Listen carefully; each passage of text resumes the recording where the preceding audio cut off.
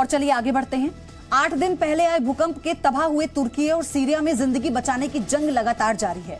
हर बीतते दिन के साथ मलबे में फंसे लोगों के जीवित होने की उम्मीद कमजोर पड़ती जा रही है, लेकिन 150 घंटे बाद भी अच्छी खबरें सामने आ रही हैं। जी हां, लोग मौत को मात देकर मलबे से सुरक्षित निकाले जा रहे हैं।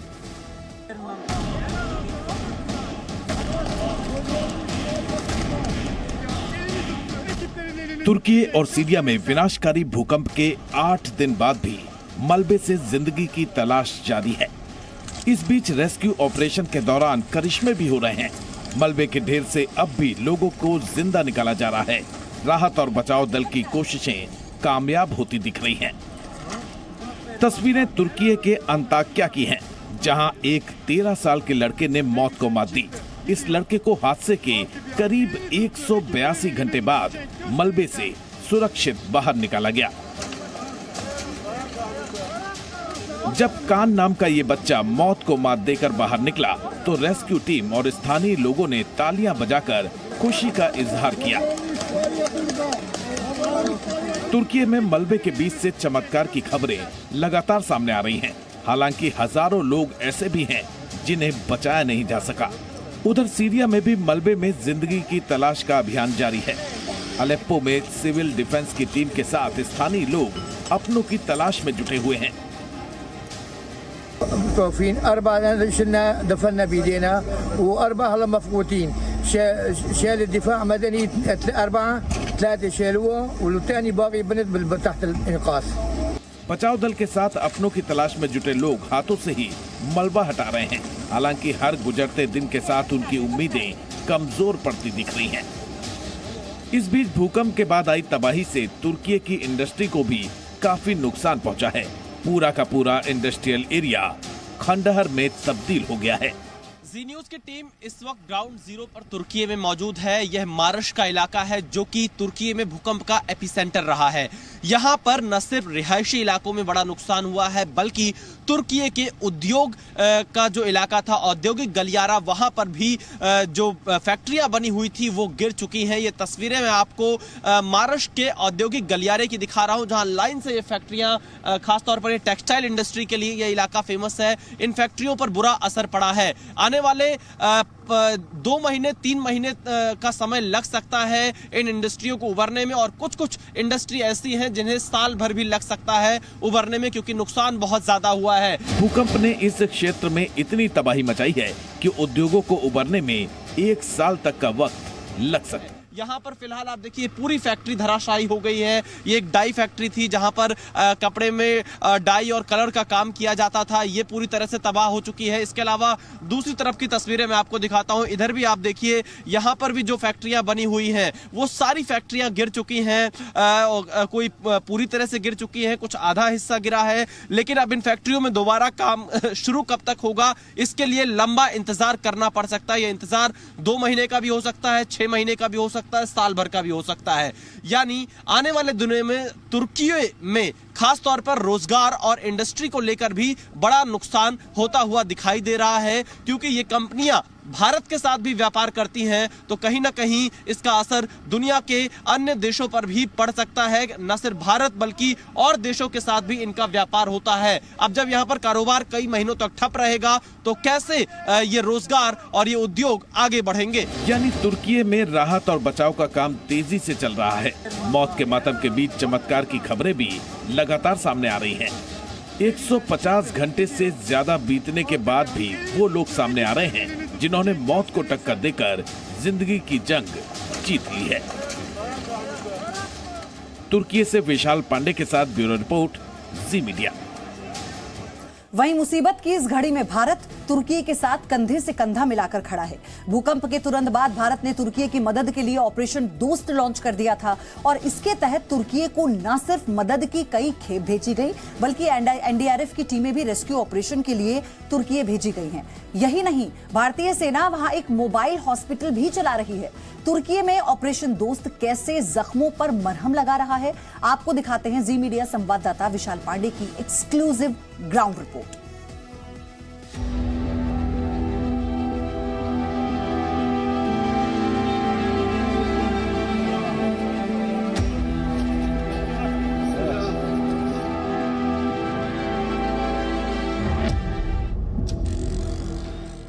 तुर्की में एक हफ्ते पहले आया जलजला अब इन आंखों में समंदर की शक्ल ले चुका है।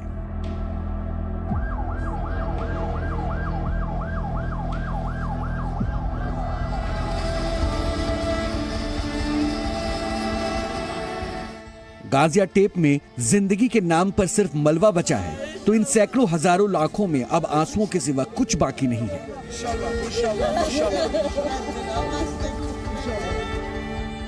ये आंसू उस दर्द के जिंदा गवाह हैं जिनके हिस्से सिर्फ यही मातम, यही इंतजार बाकी बचा है।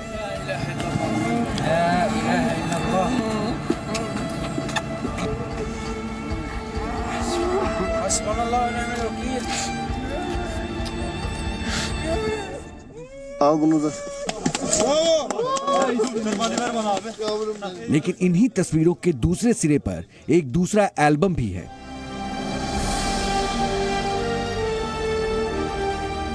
जहां मौत को मात देकर मुस्कुराती जिंदगी की तस्वीरें चस्पा है। तुर्की में आया यह जलजला बताता है कि जिंदगी मलबे में भी मुस्कुरा सकती है, रिश्ते मरते मरते भी निभाए जा सकते हैं। तुर्किया की यह आपदा बताती है कि दर्द की दहलीज कितनी भी ऊंची हो, दोस्त साथ हों तो ये दहलीज भी लांघी जा सकती है। और जिक्र दोस्ती का हो तो भारत इस लिस्ट में लाजिम तौर पर सबसे ऊंचा मुकाम रखता है। अब तक कितने लोगों को आपने इस इलाके से जिंदा निकाला है मलबे से? मैं देख रहा हूँ लगातार चमत्कार की और आप लोग के साहस की तस्वीरें इस शहर से निकल इस नूर दागे से हमने 2 लाइव विक्टिम को निकाला है और बाकी हम तलाश जारी है। नेक्स्ट जो वो है उसमें भी कुछ संभावना हर जगह हम लेके चलते हैं।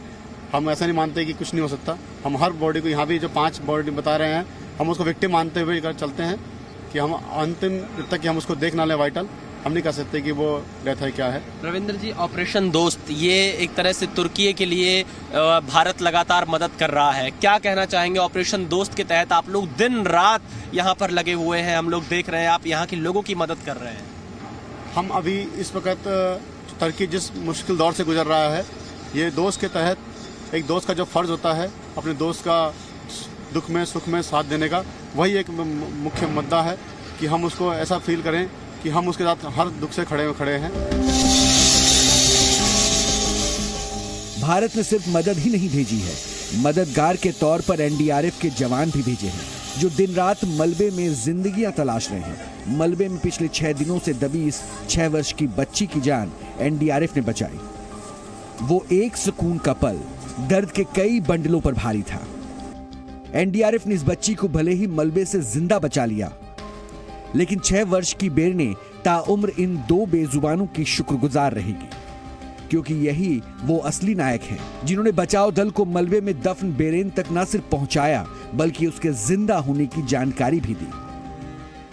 भारत तुर्की में ऑपरेशन दोस्त चला रहा है और इस ऑपरेशन दोस्त के तहत एनडीआरएफ की टीम ग्राउंड पर मौजूद रहकर लगातार जान बचा रही है, लोगों के लिए मदद का काम कर रही है। यहाँ पर 6 साल की एक बेरन की जान बचाई गई है। 6 साल की बच्ची की जान बचाने के लिए जूली की मदद ली गई थी और जूली भी 6 साल की है। 6 साल की जूली जब मलबे के अंदर पहुंची तो उसने देखा कि कैसे बेरन की आंखें की जो पुतलियां थी वो घूमते हुए देखा और उस वक्त आकर इनके जो हैंडलर थे उनको जानकारी मिली और तब जाकर 6 साल की बच्ची को बचाया गया तुर्की के इसी नुरदगा में। यहाँ पर हमारे साथ constable dog handler Kundan Kumar है, अभय कुमार है, जूली ये है और दूसरी तरफ रोमियो है। ये दोनों डॉग ऐसे हैं जिन्होंने एनडीआरएफ के लिए बहुत बड़ी मदद की है यहाँ लोगों की जान बचाने में। हम सबसे पहले कांस्टेबल कुंदन कुमार से बात करते हैं। कुंदन जी, कैसे जूली ने 6 साल की बेरन की जान बचाई?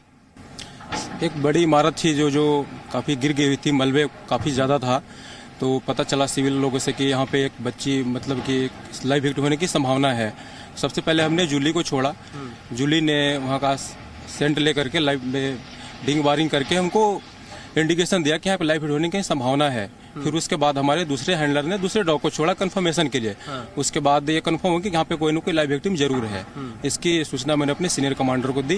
तत्पश्चात कुछ देर के बाद वहाँ से एक लाइव विक्टिम बच्ची निकाली गई। ये पहले जूली गई, जूली ने शिनाख्त की, उसके बाद रोमियो पहुंचा, उसने कंफर्मेशन दिया। जी, पहले जूली ने इंडिकेशन दिया, उसके बाद रोमियो को छोड़ा गया। रोमियो ने कंफर्म किया कि यहाँ पे लाइव विक्टिम है। अच्छा, इंडिकेशन कैसे मिला कुंदन जी? किस तरह जैसे इसको लाइव विक्टिम मिलते के साथ ही सेंट मिलता है तो डिगिंग बार्गिंग करती है, बार्गिंग करना शुरू कर भौंकना शुरू कर देती है ये। इससे हैंडलर को पता लगता है कि यहाँ पे लाइव विक्टिम है। अच्छा, जो इनकी काम करने का पूरा तरीका कैसे रहता है, कैसे हैंडल करते हैं आप लोग? सबसे पहले इसको हम कोई भी सिनेरियो मोटिवेट करके इसका जो लीस वगैरह होता है सब कुछ निकाल करके इसको गो फाइंड करते हैं। तो वहाँ पर लाइव विक्टिम का जो लाइव सेंट होता है, जो जिंदा आदमी वगैरह हो, उसका सेंट लेके मिलते के साथ ही ये एक्टिव हो जाती है और डिगिंग बारिंग करना शुरू कर देती है। अगर कोई जीवित नहीं है तो? नहीं, डेड विक्टिम को ये नहीं करती है, सिर्फ लाइव विक्टिम को ही इंडिकेट करती है ये। अच्छा, जिस 6 साल की बच्ची बेरेन को बचाया जूली ने, वो कितने घंटों से उस बिल्डिंग के अंदर फंसी हुई थी जब यहाँ पर रेस्क्यू चल रहा था? वो तो करीब 3 दिनों से बिल्डिंग के अंदर फंसी हुई थी। उसके बाद हमारे डॉग की मदद से उसको सुरक्षित निकाला गया। इसे इत्तेफाक कहिए या संयोग, जूली और रोमियो की उम्र भी 6 बरस है और आज ये दोनों अपनी ही हम उम्र बेरेन के लिए बेजुबान फरिश्ते बन चुके हैं। एनडीआरएफ लगातार मलबे के अंदर सर्च एंड रेस्क्यू ऑपरेशन चला रही है। हर उस संभावना के लिए संघर्ष कर रही है जहां जिंदगी का एक कतरा भी मौजूद हो सकता है। अभी क्या हालात है, ताजा स्थिति क्या है, किस तरह का राहत बचाव कार्य एनडीआरएफ के द्वारा तुर्की में चलाया जा रहा है? अभी तक एनडीआरएफ की 3 टीम्स जो यहाँ पर डिप्लॉयड हैं, उन्होंने 2 लाइव रेस्क्यू और लेटेस्ट इन्फॉर्मेशन के हिसाब से फिर कुछ डेड बॉडीज 28 रिट्रीव की हैं, जो कि संभावना थी कि वो जीवित होंगे। अभी ऑपरेशन जो है वो लास्ट जो लाइव विक्टिम था वो कल जो है वो रिट्रीव किया गया। तो आज भी रबल्स में काम जारी है और कोशिश यही है कि कहीं ना कहीं अगर कोई जीवित है तो उसको जीवित निकाला जा सके। गुरमिंदर जी, कितने दिनों तक अभी रेस्क्यू ऑपरेशन एनडीआरएफ की तरफ से यहाँ पर चलाया जा सकता है? नुर्दगे में और अंताकिया में जो जगह जगह रेस्क्यू चल रहा है, जहाँ तक जो अर्बन सर्च एंड रेस्क्यू के लिए जिसके लिए हम तैयार रहते हैं, तो ये 2 वीक्स बेसिकली के लिए हमारी डिप्लॉयमेंट होती है। जिस तरह से हम देख रहे हैं कि अगर जब तक लाइव विक्टिम्स मिलते रहेंगे हमारा ऑपरेशन जारी रहेगा। ऑपरेशन दोस्त के तहत भारत लगातार तुर्की के लोगों की मदद कर रहा है। इस वक्त ग्राउंड जीरो पर तुर्कियों में हम मौजूद हैं और यहाँ पर एनडीआरएफ की टीम राहत बचाव कार्य में कई दिनों से लगातार लगी हुई है। आप देखिए, मलबे को हटाने में एनडीआरएफ की टीम और स्थानीय प्रशासन के लोग लगे हुए हैं। एनडीआरएफ की टीम बिना थके बिना रुके यहाँ पर मलबे को हटा रही है, लोगों को बचाने का काम कर रही है, लोगों को जिंदा निकालने की कोशिश कर रही है ताकि जो उनके अपने लोग हैं वो उनसे मिल सके। और एनडीआरएफ की टीम लगातार यहाँ पर लगी हुई है। ऑपरेशन दोस्त के तहत तुर्की के भूकंप प्रभावित इलाके में भारत इस तरह की मदद भेज रहा है। जहाँ राहत बचाव कार्य के लिए एनडीआरएफ की टीम लगी हुई है, तो वहीं बेहतर इलाज के लिए भारतीय सेना का एक फील्ड हॉस्पिटल भी यहाँ पर बना दिया गया है, जिसके माध्यम से तुर्की के लोगों को मदद की जा रही है। कैमरामैन जयदीप के साथ विशाल पांडे, जी मीडिया, नुर्दगे, गाजियान्टेप, तुर्की।